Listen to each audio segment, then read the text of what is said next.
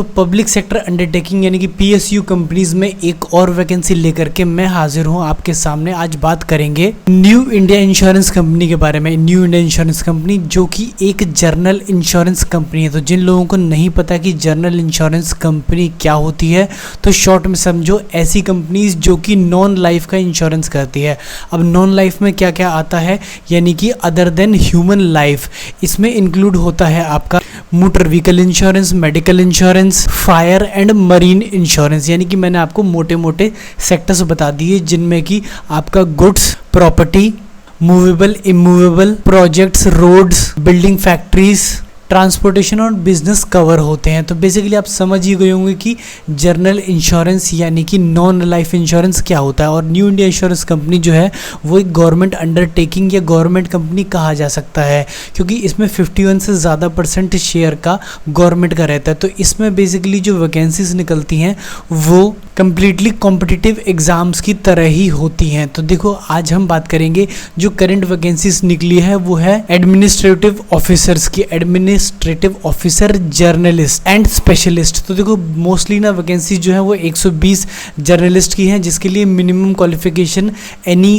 Graduate मांगा है। 60% in case of journal candidate और 55% in case of ST/SC candidate. तो पूरा वीडियो समझने के लिए हमें चलना होगा अपने कंप्यूटर स्क्रीन पर, जहां मैं दिखाऊंगा आपको नोटिफिकेशन। और अगर वीडियो आपको समझ में आ रहा है तो इसे लाइक कर दीजिए, क्योंकि मेरी एफर्ट्स के लिए आप इतना तो कर ही सकते हैं। तो चलिए चलते हैं। तो चलिए देखते हैं आज के वीडियो मेन्यू में क्या है। तो सबसे पहले डिस्कस करेंगे कितनी पोस्ट आई हैं, वैकेंसी एनालिसिस करेंगे और इसकी ना क्या प्रोफाइल रहेगी, यानी कि एक एनी ग्रेजुएट जो इसे ज्वाइन करता है उसे करना क्या पड़ेगा। हालांकि 2 तरह की पोस्ट हैं, दोनों के बारे में बताऊंगा। और उसमें रहेगा एलिजिबिलिटी क्राइटेरिया, एज और एजुकेशन क्या चाहिए वो बताऊँगा। उसके बाद प्रोविजन पीरियड, यानी कि ये आप समझ सकते हैं जब कोई आप नई जॉब ज्वाइन करते हैं तो कुछ पीरियड के लिए आप प्रोविजन पे होते हैं, इसको भी समझाऊँगा कितने दिन का है या कितने टाइम पीरियड का है। इसके बाद बात करेंगे कि जॉब ज्वाइन करने के बाद ट्रांसफ़र कितने समय में आ सकता है, और पोस्टिंग के बारे में क्या ये ऑल इंडिया है या कि पर्टिकुलर लोकेशन पर रहेगी। इसके बाद एक ना गारंटीड बॉन्ड भी आपसे भरवाया जाएगा, वो लगभग 3 या 4 साल का होगा, उसके बारे में भी डिस्कशन करेंगे। सैलरी कितना मिल जाएगा ये बड़ा इंपॉर्टेंट है, और साथ में कौन दूसरे बेनिफिट मिलेंगे उसके बारे में बात होगी। सिलेक्शन प्रोसीजर क्या है वो भी बात करेंगे। अब देखो एग्जामिनेशन ना, जैसा कि आप सभी जानते हो कि आजकल 2 से 3 पार्ट में हो गया ना, तो इसमें पहला है कि प्रिलिमिनरी एग्ज़ाम होगा, फिर उसमें जो पास हो जाते हैं तो उनका मेन एग्ज़ाम होगा, फिर उसके बाद इंटरव्यू होगा, फिर कुछ 75:25 का रेशियो रहेगा। 25 आपको इंटरव्यू के मार्क्स रहेंगे और बाकी 75 जो रहेगा वो टेस्ट का रहेगा, ठीक है। और टेस्ट कौन सा वाला, ये सेकंड वाला, ठीक है। अब इसके बाद जो होगा वो फाइनल सिलेक्शन की जो आपकी कट ऑफ आ जाएगी। अब कट ऑफ कितने की आएगी भाई, 50% लगभग वेटिंग में रहेंगे, बाकी 170 जो कैंडिडेट है उनके लिए आप वैकेंसी जो मान के चलो तो 170 की वो कट ऑफ निकालेंगे, ठीक है। तो ये पॉइंट्स हैं जिनके ऊपर हम डिस्कस करेंगे। फटाफट शुरू करते हैं।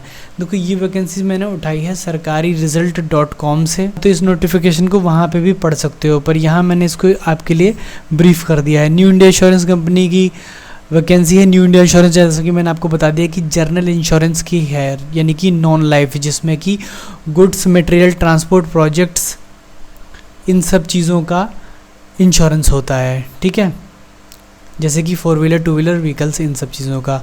चलो आगे बढ़ते हैं। एप्लीकेशन डेट स्टार्ट हो गई है 10 तारीख को, यानी कि इस सितंबर के मंथ में इसकी वैकेंसी स्टार्ट हुई थी, और ये 29 तक आप भर सकते हो। लास्ट डेट 29 है, तो उससे पहले भर लेना, ठीक है। एग्जामिनेशन फ़ीस को भी 29 तक ये लास्ट दे सकते हो। अब इसके बाद फेज़ 1 का जो एग्ज़ाम है वो एक्सपेक्टेड है कि अक्टूबर में होगा। 13 अक्टूबर इन्होंने लिख दिया है लमसम, बट ज़रूरी नहीं कि इस डेट पे हो ही जाए, but tentative. Okay, second phase का जो एग्ज़ाम है, जो लोग फर्स्ट क्लियर कर जाएंगे, प्रिलिमिनरी क्लियर कर लिया, सेकंड होगा वो नवंबर में होगा, ठीक है। पहले वाले की कट ऑफ के बेस पर दूसरा देना है। एडमिट कार्ड वो तुम्हें मिल ही जाएंगे जब तुम भर दोगे। अब देखो फीस बड़ी इंपॉर्टेंट है।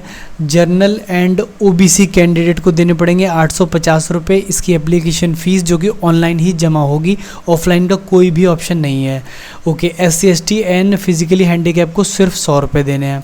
अब देखो मेरी एक चीज़ समझ में नहीं आती, इकोनॉमिकली वीकर सेक्शन, इकोनॉमिकली अगर कोई वीकर है ही भाई तो उसको इकोनॉमिक बेनिफिट तो दे ही दो। 850 रुपये अगर वो भी जमा करेगा तो फॉर्म कैसे भर पाएगा?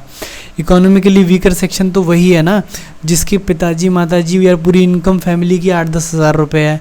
अब उसमें से वो यार 850 रुपये वो फीस के कहाँ दे पाएगा, है ना? अब साल में 10 फॉर्म भरता है तो 8-10 हज़ार रुपये तो यही हो गए। गवर्नमेंट पता नहीं कब इस चीज़ पर सोच पाएगी। जल्दी सोचना चाहिए, आप लोग भी सोचो यार इस चीज़ के ऊपर। चलो ठीक है, एज लिमिट की बात करते हैं। 1 सितंबर यानी कि जो निकल गया ना, उस पीरियड में आपकी जो एज है ना वो 30 से ज़्यादा नहीं होनी चाहिए, 21 से कम नहीं होनी चाहिए। ठीक है, ये आसान है, काफ़ी क्राइटेरिया आप समझ सकते हैं। टोटल पोस्ट, यार ये बड़ी इंपॉर्टेंट चीज़ है, जर्नलिस्ट। अभी जो जर्नलिस्ट की पोस्ट है वो 120 है और जो अकाउंट्स वाली पोस्ट है वो 50 है। लेकिन दिक्कत ये है, अकाउंट्स वाले के लिए आपको चार्टर्ड अकाउंटेंट होना चाहिए या फिर कॉस्ट अकाउंटेंट होना चाहिए या फिर master degree in any stream होना चाहिए विथ 60% मार्क्स। मास्टर डिग्री यानी MCOM चल जाएगा, MA चल जाएगा, है ना? उसके अलावा MBA फाइनेंस भी चल सकता है, PGD किसी ने कर रखा है फाइनेंस से तो वो भी चलेगा। 60% मार्क्स लेकिन ज़रूरी है, MCOM चल जाएगा। ठीक है, तो ये जो अकाउंटेंट वाला पोस्ट है ना ये थोड़ा स्पेसिफिक है और इसमें आपकी सब्जेक्टिव नॉलेज की भी ज़रूरत होगी, बाकी सारा तो एप्टीट्यूड का टेस्ट है इस वाले के लिए। तो जो जर्नलिस्ट वाला जो पोस्ट है ना, अब जर्नलिस्ट क्या होते हैं देखो मैं इसको तुम्हें समझाता हूँ। अब जर्नलिस्ट से ना तुम ये मत समझ लेना कि वो पत्रकार वाला, ये बेसिकली क्या है कि जैसे जब आप एक इंश्योरेंस कंपनी को ज्वाइन करते हो तो उस दौरान क्या होता है कि आप किसी चीज़ पर्टिकुलर में तो स्पेशलाइज्ड हो नहीं, ना तो आप क्लेम में स्पेशलाइज्ड हो, ना ही आप इंश्योरेंस का बिजनेस के सेल्स में स्पेशलाइज्ड हो, ना ही आप एजेंसी क्रिएट करने में स्पेशलाइज्ड हो। किसी चीज़ में पर्टिकुलरली आप स्पेशलाइज्ड नहीं हो। तो आपको ऐसे में क्या होता है, एज ए क्लर्क ना जो बड़े इनके ऑफिस होते हैं ना उसमें बैठने का मौका मिलता है, क्योंकि जो बिज़नेस होता है वो तो आपके एजेंट करते हैं।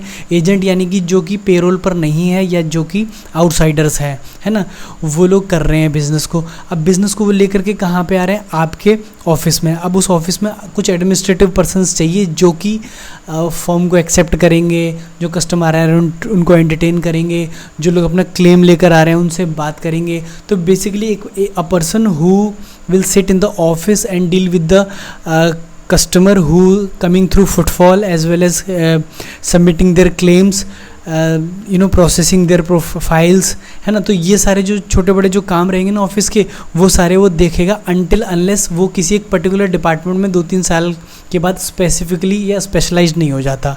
ठीक है, तो अभी जर्नलिस्ट का ना कोई रोल डिसाइड नहीं होता है, बट उसे एक एडमिनिस्ट्रेटिव क्लर्क की तरह कह सकते हो। चाहे ऑफिस की सप्लाई ख़त्म हो जाए, यानी कि जो स्टेशनरी या स्टॉक रिलेटेड सप्लाई होती है या पेपर प्रोसेसिंग का जो काम है वो कुछ भी मिल सकता है, जनरल प्रोफाइल होती है। क्योंकि एनी ग्रेजुएट मांग रहे हैं तो ऑब्वियसली तुमको वो कोई भी काम दे सकते हैं, लेकिन ऑफिस वर्क ही होगा। ठीक है, चलो अब इसके बाद मैं आपको ले चलता हूँ डिटेल वाला जो इनका नोटिफिकेशन आया ना सीधे उसके ऊपर।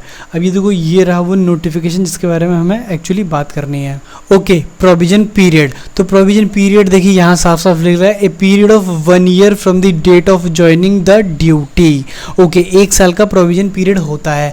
अब 1 साल का जो प्रोविजन पीरियड होता है ना इसकी ना क्या मतलब होता है, यानी कि कंपनी को ना अगर आपका काम पसंद नहीं आता तो वो आपको 15 दिन का 20 दिन का जो भी उसका रिटन नोटिस पीरियड होता है ना वो दे करके टर्मिनेट कर सकती है, वो राइट्स रिजर्व करती है। हालांकि क्योंकि ये सरकारी नौकरी है तो इसमें जनरली ऐसा नहीं होता, बट फिर भी प्रोविजन पीरियड यहाँ पर ये लेके चल रहे हैं। उसका रीज़न क्लियरली ये है कि आपका काम भी तो परखा जाना है। Okay, guarantee bond. अब देखो ये मैंने आपको कहा था कि मैं आपको बताऊंगा, तो देखो ये ना मिनिमम 4 इयर्स का गारंटी बॉन्ड लेके चल रहे हैं।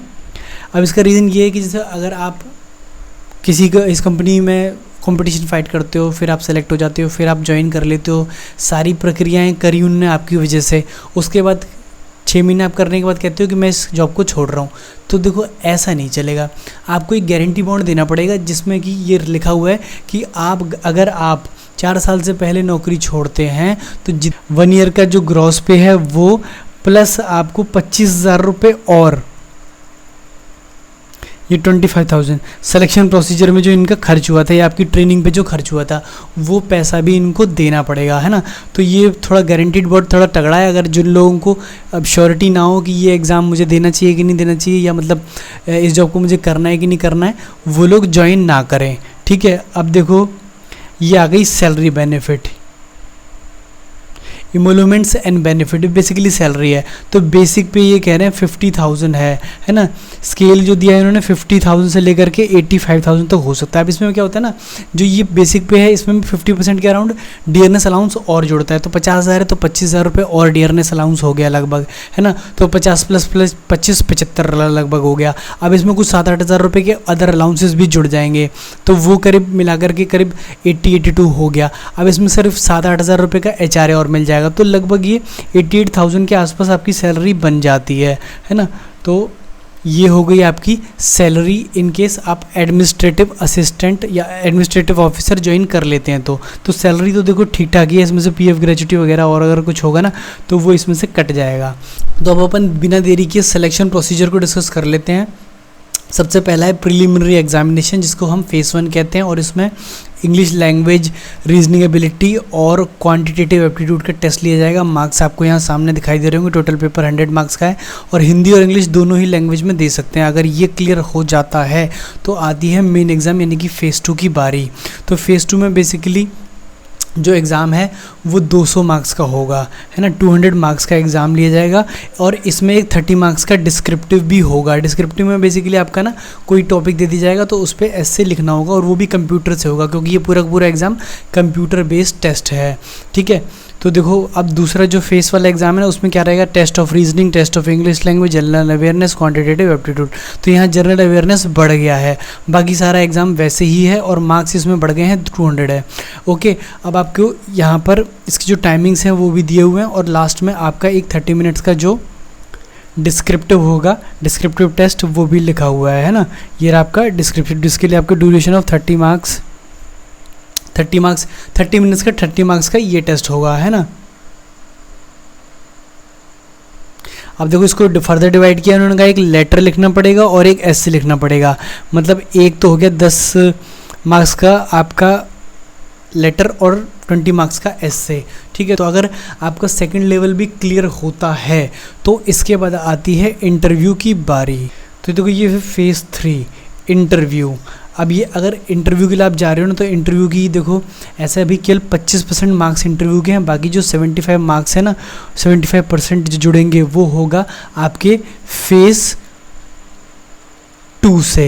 यानी कि आपने जो प्रीलिमिनरी के बाद जो सेकेंडरी एग्जाम दिया था ना उससे आपका 75% स्कोर बनेगा और बाकी 25 इंटरव्यू से बनेगा। अब इन दोनों को कंबाइन कर ली जाएगा, जो मार्क्स आपके बनते हैं उसके बेस पर कट ऑफ तैयार होगी। अब कट ऑफ होगी असेंडिंग ऑर्डर में, यानी कि सबसे हाईएस्ट मार्क्स वाला सबसे ऊपर, फिर उसका नीचे नीचे नीचे नीचे, और ये लिस्ट जाएगी 170 तक, ठीक है, क्योंकि टोटल पोस्ट 170 है। अब स्पेशलिस्ट के केस में वो 50 तक जाएगी और जो आपका एक जो अपना एडमिनिस्ट्रेटिव ऑफिसर है क्योंकि उसकी वैकेंसी 120 है तो वो 120 तक जाएगी। अब 121वें से फिर हो जाएगी वेटिंग लिस्ट चालू, वो कितने तक होगी, वो अगले 60 बच्चों के लिए 180 तक टोटल हो गया, है ना। 120 प्लस 60 और, तो जो 50 या 60 बच्चे हैं ना वो वेटिंग लिस्ट में रहेंगे कि अगर कोई बच्चा ज्वाइन नहीं करता है तो उन लोगों को ज्वाइन करने का मौका मिल जाएगा। बट वो रेयर केस होता है, बहुत 2-4-5 लोग छोड़ते हैं, बाकी सब लोग जनरली कर ही लेते हैं जॉब को, ठीक है। फाइनल सिलेक्शन जो होगा उसमें मेरिट बन के आएगी और मेरिट बनने का तरीका आपको पता है अगर आपने कभी भी कोई एग्ज़ाम दिया हुआ है तो। एक बार ट्रांसफ़र एंड पोस्टिंग वाला देख लेते हैं। देखो ऐसा है कि जो एडमिनिस्ट्रेटिव ऑफिसर है ना उसके लिए कहा गया है कि मिनिमम एक लोकेशन पे तो 5 साल के लिए तो मिनिमम रखेंगे, है ना। उसके बाद अगर रिक्वायरमेंट होती है तो वो कंटिन्यू भी कर सकते हैं। तो ये हो गया किसके लिए, एडमिनिस्ट्रेटिव ऑफिसर के लिए। अब देखो जो स्पेशलिस्ट ऑफिसर है ना वो जो CA वाला है, ठीक है, पोस्ट ग्रेजुएट वाला, जिसकी 50 वैकेंसी है और इसकी 120 वैकेंसी है। तो इस वाले के केस में हो सकता है कि 10 ईयर भी हो जाए एक पर्टिकुलर प्लेस पे, है ना। और ऑल इंडिया ट्रांसफ़र कहीं भी दे सकते हैं क्योंकि जो न्यू इंडिया इंश्योरेंस कंपनी है ना वो ऑल ओवर इंडिया सब जगह है। तो ठीक है, आपका ट्रांसफ़र कहीं भी हो सकता है, तो उसमें आप मना नहीं कर सकते हो। ये आपके ज्वाइनिंग लेटर या ऑफर लेटर में पहले से लिखा रहेगा कि ये भाई ऑल इंडिया ट्रांसफ़र कहीं भी हो सकता है ना। लेकिन फिर मिनिमम फिर भी 5 ईयर्स तो एक जगह पर रहेंगे ही रहेंगे। तो कोई भी क्वेश्चन हो आप कमेंट सेक्शन में पूछ लेना, और वीडियो अच्छा लगा हो तो इसे लाइक कर देना, चैनल को सब्सक्राइब कर लेना। तब तक के लिए थैंक यू सो मच। किस तरह की वैकेंसी देखना चाहते हो ये भी चाहो तो कमेंट सेक्शन में डाल दो, तो मुझे थोड़ी आपसे इंस्पिरेशन मिल जाएगी नई वीडियोज़ बनाने के लिए। तब तक के लिए थैंक यू सो मच।